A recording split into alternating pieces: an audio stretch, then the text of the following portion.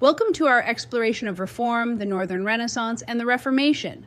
In this chapter, we examine a period of enormous religious, intellectual, political, and artistic transformation that reshaped Europe during the 15th and 16th centuries. While the Italian Renaissance emphasized classical learning, humanism, and artistic innovation, Northern Europe developed its own distinctive cultural movement shaped by religious reform, moral inquiry, scientific curiosity, and social change.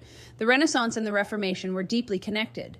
Renaissance humanism encouraged people to study original texts, question traditional authority, and focus on individual learning and interpretation.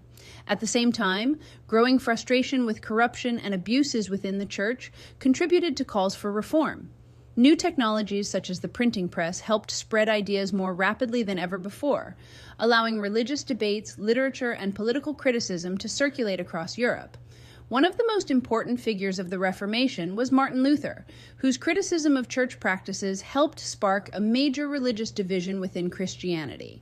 Luther argued that salvation came through faith rather than through church rituals or the sale of indulgences. His challenge to papal authority transformed religious life throughout Europe and contributed to the rise of Protestantism.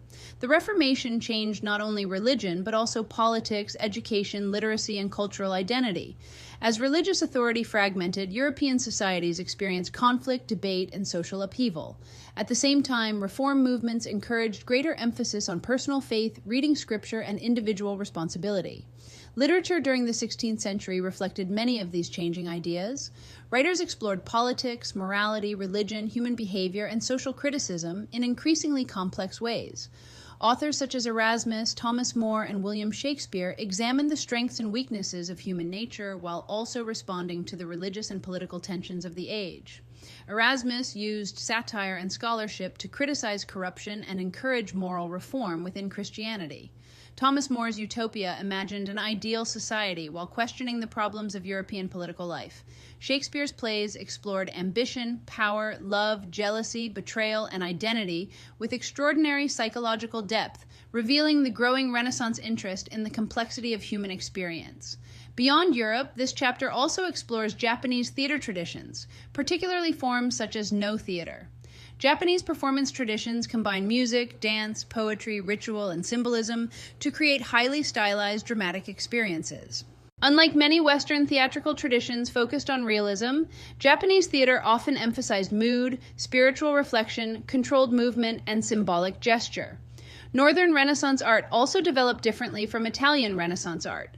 While Italian artists often emphasized classical ideals, anatomy, and perspective, Northern artists focused heavily on realism, symbolism, and detailed observation of everyday life. Oil painting became especially important because it allowed artists to create rich colors, textures, and precise detail.